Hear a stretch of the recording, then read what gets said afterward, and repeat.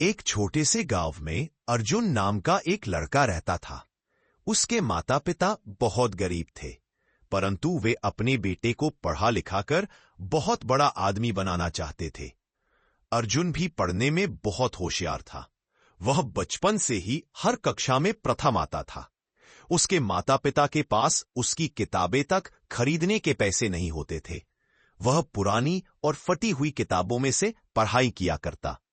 सभी अध्यापक उसकी बहुत प्रशंसा किया करते और कहते, अर्जुन, तुम हर सवाल का सही जवाब देते हो। जरूर एक दिन बहुत बड़े आदमी बनोगे। अर्जुन की विज्ञान में बहुत रुचि थी और वह बड़ा होकर साइंटिस्ट बनना चाहता था।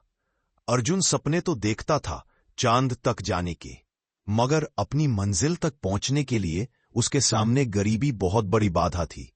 उसके पिता उसे पढ़ाने के लिए बहुत मेहनत किया करते, पर कभी कभी जिंदगी सिर्फ मेहनत से नहीं चलती, जरूरत होती है थोड़े भाग्य की भी। एक बार अर्जुन के पिता बहुत बीमार हो गए और उनकी बीमारी में बहुत पैसे खर्च हो गए।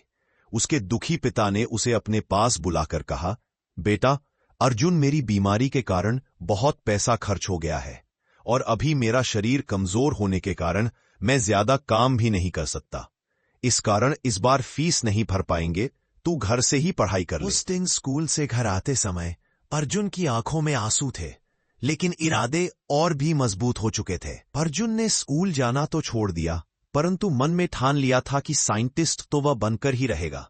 वह दिन में पिता के साथ काम में मदद करता था और रात को बैठकर पढ़ाई करता और साइंस के मॉडल बनाया करता। एक दिन अर्जुन ने एक घर की दीवार पर एक पोस्टर लगा हुआ देखा, जिसमें राज्य स्तरीय सर्वश्रेष्ठ विज्ञान मॉडल प्रतियोगिता का विज्ञापन था, जिस पर लिखा था कि विजेता को सरकार के द्वारा एक बड़ी रकम स्कॉलरशिप में दी जाएगी। अर्जुन ने सोचा, यह प्रतियोगिता उसके लिए बहुत बड़ा मौका है। मैं इस प्रतियोगिता को जीतकर अपनी आगे की पढ़ाई का खर्चा उठा सकता हूं और अपना साइंटिस्ट बनने का सपना भी पूरा कर सकता हूं। उस दिन से अर्जुन चुपचाप मॉडल बनाना शुरू करता है, कबाड़ से सामान जोड़ता है।